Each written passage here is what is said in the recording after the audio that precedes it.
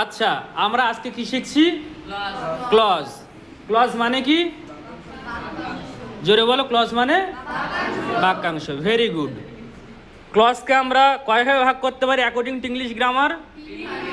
ক্লজকে আমরা according to English grammar তিন ভাগে ভাগ করতে পারি, তাই তো? কি কি?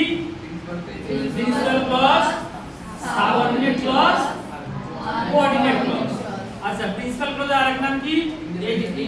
প্রিন্সিপাল ক্লজের আরেক নাম ইন্ডিপেন্ডেন্ট ক্লজ। সাবঅর্ডিনেট ক্লজের আরেক নাম dependent clause.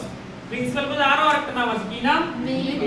Main clause. Principal ক্লজকে আমরা শর্টকাটে কি বলতে পারি? পিসি। সাবঅর্ডিনেট ক্লজকে শর্টকাটে কি বলতে পারি? এসটি। আচ্ছা, প্রিন্সিপাল ক্লজকে আমরা ভাগ করতে পারি না। সাবঅর্ডিনেট ক্লজকে আমরা কয় ভাগে ভাগ করি? তিন ভাগে। কি কি? নাউন ক্লজ, অ্যাডজেক্টিভ ক্লজ আর adverb clause. Very good. Noun ক্লজের আরেক নাম কি?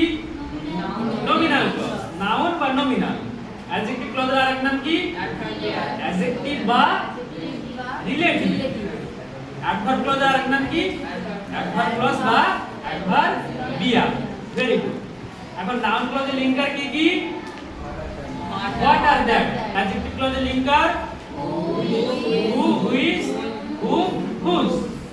Adverb clause linker where, when, how, why, as, if, though, although, because, since, while এই সমস্তগুলো, তাই তো? এখন আমরা কিভাবে শিখি? আমরা সেন্টেন্সটা দেখি, লিঙ্কার ধরে দাগ টেনে দিই, দিয়ে আমরা লিখি সাবঅর্ডিনেট যে ক্লজ আছে সেই ক্লজটা, যে অংশটা পড়ে থাকে সেটা হয় মেইন ক্লজ বা প্রিন্সিপাল ক্লজ। হলো?